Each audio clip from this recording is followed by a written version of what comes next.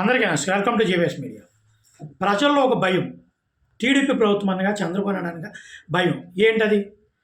మంచి పరిపాలన చేస్తారనే ఆలోచన ఉన్నప్పటికీ కొన్ని సంక్షేమ పథకాల అమలు విషయంలో చంద్రబాబు నాయుడు ఇంకా కొంతమంది ప్రజలు కార్యకర్తలు కూడా కొంతమంది అనుమానిస్తారు. మనవాడు చేస్తాడా, నిజంగా చేస్తాడా, చేస్తే కొన్ని లిటిగేషన్లు. ఎందుకంటే ప్రజలను ఎందుకు భయాందోళన ఉన్నదంటే ప్రజలు అనుకుంటున్నట్టుగా చంద్రబాబు నాయుడు సంక్షేమ పథకాలు అమలు చేస్తాడు, కానీ కొన్ని కొర్రీలు పెడతాడు, కొన్ని విధి విధానాలు పెట్టేస్తాడు.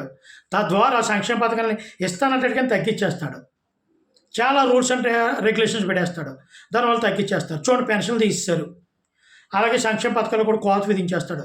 చంద్రబాబు అంటాడు కానీ ఏదో తూతు మంత్రంగా జరిగిపోతాడు. ఇది ఒక హైప్ క్రియేట్ చేశారు ప్రతిపక్షంలో. ఆ రోజు రాజశేఖర రెడ్డి గారు కానీ, ఇలా జగన్ గారు కానీ, కొంతమంది చంద్రబాబు నాయుడు పన్న వ్యక్తులు కానీ, చంద్రబాబు నాయుడు అధికారంలోకి వస్తే ప్రజల్లో సరిగ్గా చేయడు, కొన్ని కోతలు కట్ చేసేస్తాడు అని ఒక హైప్ అయితే క్రియేటింగ్ ఉంది.